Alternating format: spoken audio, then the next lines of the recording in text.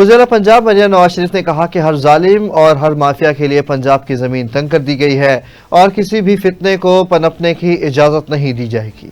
لاہور میں علماء کرام میں اعزازیہ کارڈز کی تقسیم کی تقریب سے خطاب کرتے ہوئے انہوں نے کہا کہ ائمہ کرام کی خدمت کرنا ان کے لیے اعزاز ہے۔ مساجد کے ائمہ معاشرے اور نوجوان نسل کی تربیت میں اہم کردار ادا کریں۔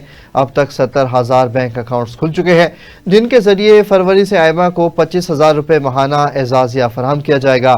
یہ 20 ارب روپے سالانہ کا منصوبہ ہے جسے سیاسی رنگ دینے کی کوشش کی گئی مگر کامیاب نہ ہو سکی۔ مریم نواز کا کہنا تھا کہ فتنے کی سرکوبی کے لیے علماء کرام کا تعاون ناگزیر ہے۔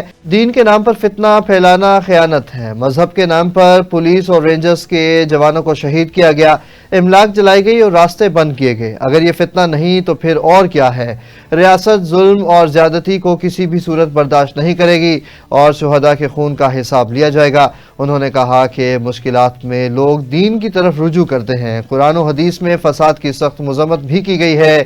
مذہبی منافرت کی حوصلہ شکنی اور اپنی صفوں کی اصلاح ضروری ہے۔ وزیر پنجاب مریم نواز شریف نے مزید کہا کہ صوبے میں ڈالا کلچر اور خواتین کی بے حرمتی کا خاتمہ کیا گیا ہے۔ کسی فتنے کو پنپنے نہیں دیا جائے گا۔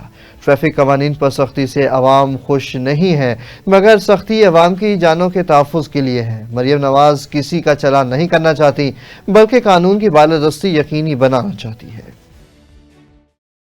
تو میں آپ سے یہ ریکویسٹ کرنا چاہوں گی، آپ سے یہ بہت ادب کے ساتھ یہ گزارش کرنا چاہوں گی کہ فتنہ، ظلم، زیادتی چاہے کسی بھی رنگ میں ہو، کسی بھی ظالم چاہے کسی بھی جنس سے ہو، کسی بھی رنگ و نسل سے ہو، ریاست کو اس کو کٹہرے میں لا کے کھڑا کرنا اور مظلومین کو انصاف دلانا ریاست کی ذمہ داری ہے، جو ریاست پوری قوت کے ساتھ کرے گی انشاءاللہ تعالی۔ اور ریاست اپنے شہداء کے خون کا حساب بھی لے گی۔